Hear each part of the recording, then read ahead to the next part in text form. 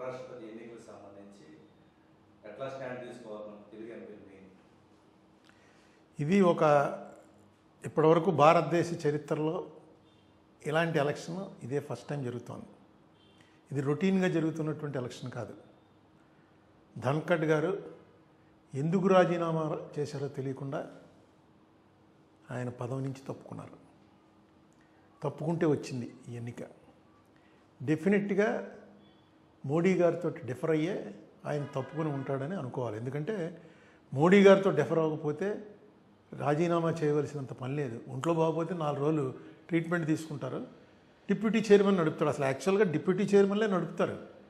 Chairman ఊరికే వచ్చి chairman plus ఉపరాష్ట్రపతి రెండు ఒకళ్ళే ఉంటారు. వాళ్ళు వచ్చి కూర్చుని కాసేపు ప్రభుత్వాన్ని కాన్స్టిట్యూషనల్ హెడ్గా వచ్చి కూర్చుని నడిపి వెళ్ళిపోయిన తర్వాత డిప్యూటీ చైర్మనే నడుపుతూ ఉంటారు. ఈయన ఎందుకో హఠాత్తుగా ఇప్పటివరకు ఆ సస్పెన్స్ అలాగే ఉంది.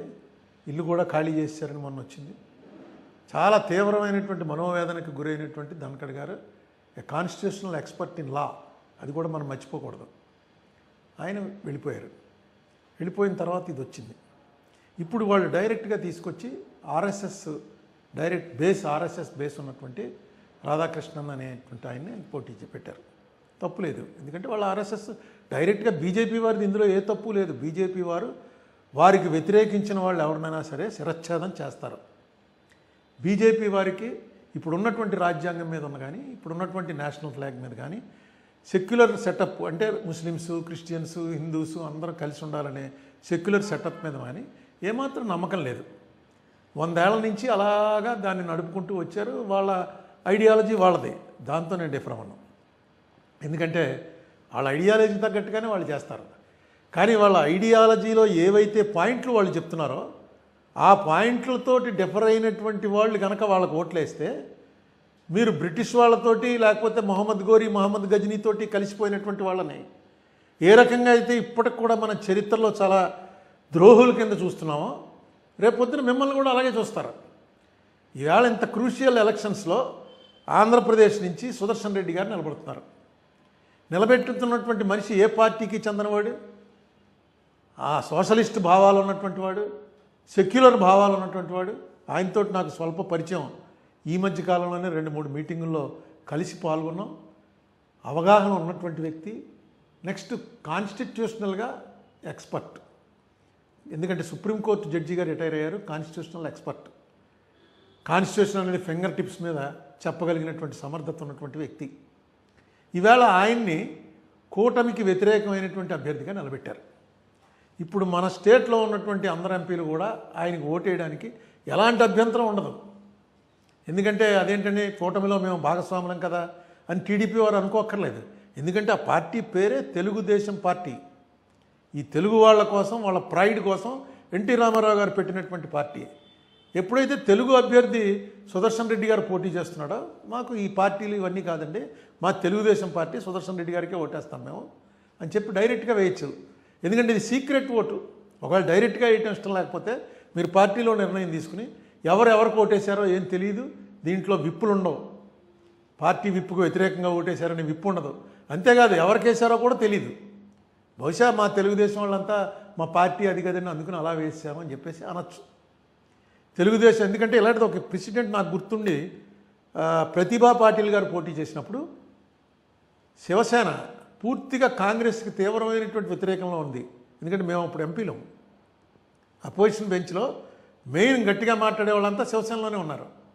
వాళ్ళు కాంగ్రెస్ క్యాండిడేట్ని పెడితే ప్రతిభా పాటిల్ గారిని, అదే యూపీఏ క్యాండిడేట్ని, వాళ్ళు ఓటేస్తాం డైరెక్ట్గా చెప్పారు. ఏంటంటే మాది మహారాష్ట్ర, ఆవిడది మహారాష్ట్ర, మా మహారాష్ట్ర ప్రైడ్ కోసమే శివసేన వచ్చింది, అందుకని మేము డైరెక్ట్గా వేస్తున్నామని if I remembrance is correct వాళ్ళు వేశారు. అలాగా ఇలాంటివి చాలా ఉన్నాయి ప్రెసిడెంట్లు.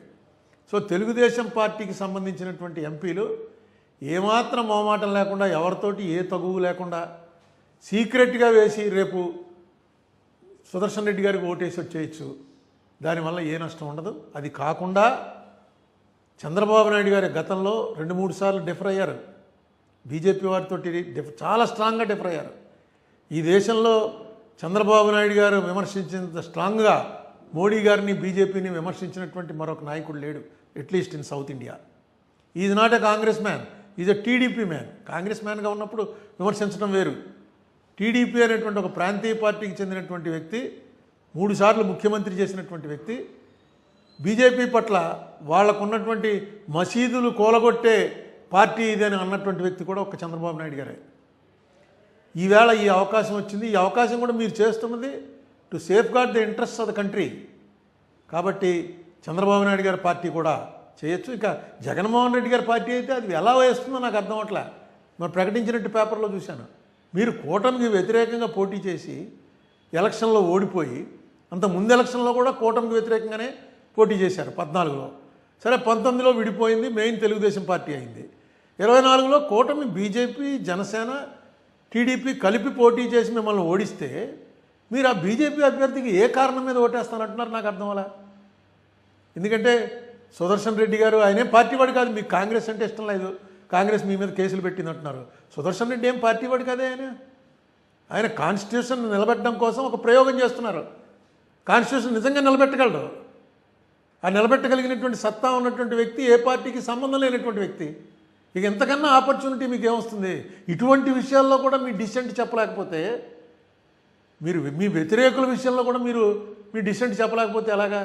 నాకు అర్థం లేదు అసలు వైసీపీ ఎందుకు సపోర్ట్ చేస్తానందో.